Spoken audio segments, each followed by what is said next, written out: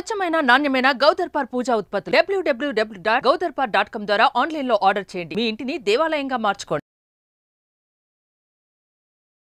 నమస్తే రమగారు. నమస్తే జయ. రమగారు, చందమామ కథ ఏదైనా ఒకటి చెప్పండి అండి. వింత వైద్యం కథ చెప్తాం. ఓ, పూర్వకాలంలోనట ఒక రాజుగారి నగరానికి కొంచెం బయటగా ఒక పురాతనమైన దేవళం ఒకటి ఉండేదట. చాలా పురాతనమైంది. ఎప్పటిదో అది రాజుగారి ముత్తాతల నాడు కట్టబడింది. అయితే క్రమంగా దేవాలయానికి వచ్చే జనం తగ్గారు, కానీ వస్తున్నారు ఎవరో. దేవాలయం పాడైపోతోందిట. దేవాలయం పాడైపోతుందనే పూజారి గారు రోజు దుఃఖపడేవాడు, బాధపడేవాడు. ప్రతిరోజు చాలా గంటల పాటు ధ్యానంలో కూర్చునేవాడు. కూర్చుంటే ఒకనాడు పరమేశ్వరుడు, శివాలయం అన్నమాట అది, రాజు దగ్గరికి వెళ్ళి దేవళానికి కావలసిన డబ్బు తెచ్చుకో అని ఒక ఆజ్ఞ వినపడింది. పరమేశ్వరుడు ముఖం నుంచి వచ్చినట్టు రాజుగారి దగ్గరికి వెళ్ళి తెచ్చుకోవాలి. రాజు ఇస్తాడా ఇవ్వడో ఏమిటో తెలియదు, అడగాలి ముందు.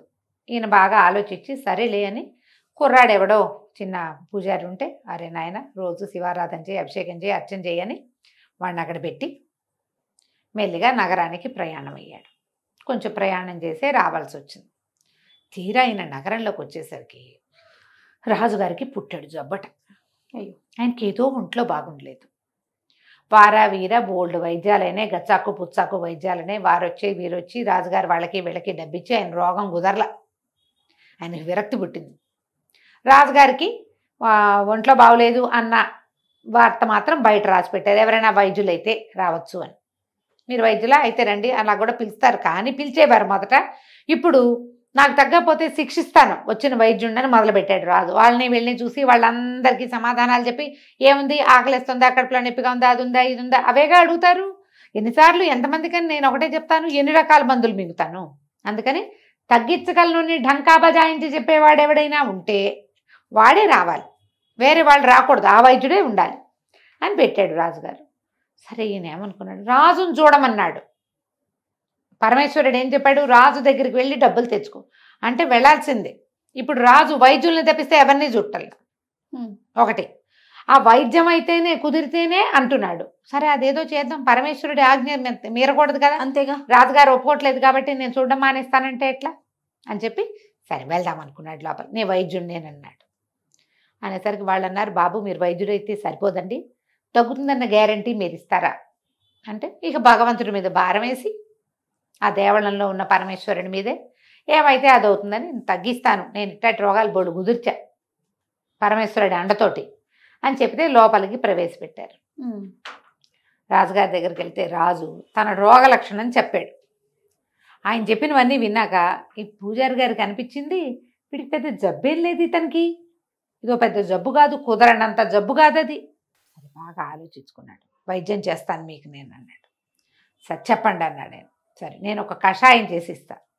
దీనికి ఒక ప్రత్యేకమైన విషయం ఉంది. ఆ కషాయం రోజు 3 ఉద్ధరణలు రాణిగారే మీ నోట్లో పొయ్యాలి. ఏ రోజుకి ఆ రోజు కషాయం ఇస్తా, ప్రతిరోజు ఇస్తాను. రాణిగారు 3 ఉద్ధరణలు పొయ్యాలి. ఈ 3 ఉద్ధరణలు పోసేటప్పుడు మీరు కానీ రాణిగారు కానీ ఏనుగులు కానీ గుర్రాలను కానీ గుర్తు చేసుకోకూడదు. ఏనుగులు గుర్తు రాకూడదు, గుర్రాలు గుర్తు రాకూడదు.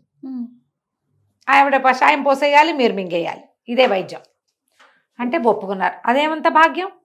సరే, ఈ పూజారి గారిని పంపేశారు బయటికి. బయట ఏదో ఒక మన బ్రాహ్మణుల నుంచి ఒక పెద్ద సత్రంలో పూజారి గారిని ఉంచారు. ఉంచాక ఆయన తులసి అలాంటివేవో 3-4 రకాల మామూలు మనకు దొరికేవి కషాయం తీశారు. భట్టుడు ఈయనకి దగ్గర సిద్ధంగా ఉన్నాడు. కషాయం వెళ్ళింది రాజాస్థానంలోకి, అంతఃపురంలోకి. రాణిగారు కషాయం ఉద్ధరణితో తీసింది. ఒక ఉద్ధరణి పోసింది. 2వ ఉద్ధరణి పోయగానే గుర్రం సకిలింత ఏదో వినపడింది ఆవిడ. గుర్రం మీదకి పోయిన దృష్టి. అయ్యో, నాకు గుర్రం గుర్తొచ్చిందండి అంది. సరే, ఇంకేం చేస్తాం, కషాయం తీసి చెట్లలో పోయి అన్నారు. చెట్లు పోసారు. మొదటి రోజు కుదరలా. 2వ రోజు మళ్ళీ కషాయం వచ్చింది. ఈసారి రాజుగారికి ఆగాగు, నాకు ఏనుగు గుర్తొచ్చింది అన్నాడు. ఏనుగు ఒకరోజు గుర్తొస్తుంది, గుర్రం ఓ రోజు గుర్తొస్తుంది. ఏనుగు గుర్రం కలిపి వస్తే ఒకరోజు ఆవిడకి గుర్తొస్తుంది, ఒకరోజు ఈయనకి గుర్తొస్తుంది, ఒకరోజు ఇద్దరికీ గుర్తొస్తుంది. మందు పడదే, రోజుకొక ఉద్ధరణే పడేది.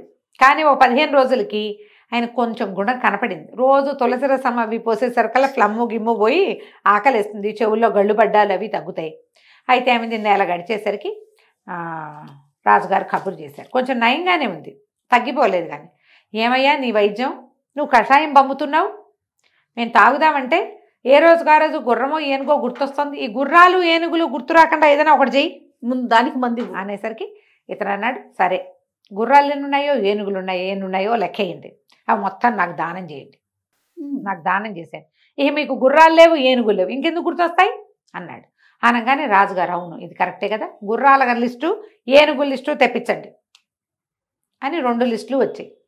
ఈయన మరి పొద్దున పూట పలహారం చేశాక లిస్టులు పుచ్చుకొని చూసుకోవడం మొదలుపెట్టాడు.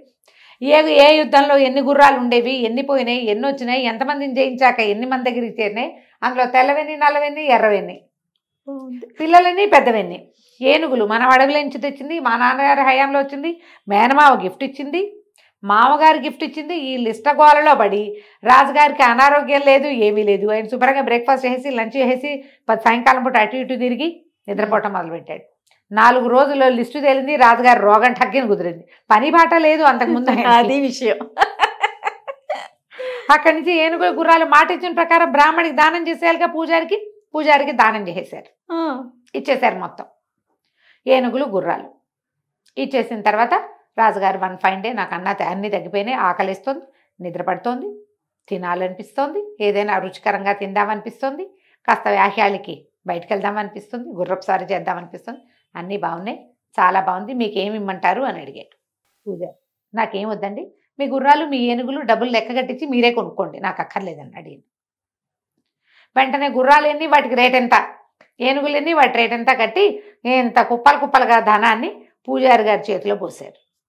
పూజారి గారు బళ్ళ మీద ధనం మోసుకొచ్చుకొని దేవళాన్ని కొత్త దేవళంగా చేశాడు. బాబా శభాష్. నగరంలో నుంచి దేవళానికి వచ్చే దారంతా చక్కగా బాగు చేయించుకున్నాడు.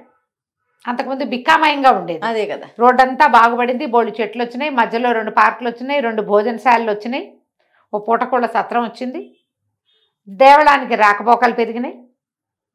శివుడు ఆజ్ఞ ఇచ్చినట్టుగా రాజు దగ్గర నుంచి తెచ్చుకో అన్నది తెచ్చుకున్నాడు. కథ కంచికి మనం ఇంటికి. బా సూపర్ ఉంది రమ్య గారు, భలే ఉంది. నమస్తే అండి. నమస్తే చేయ.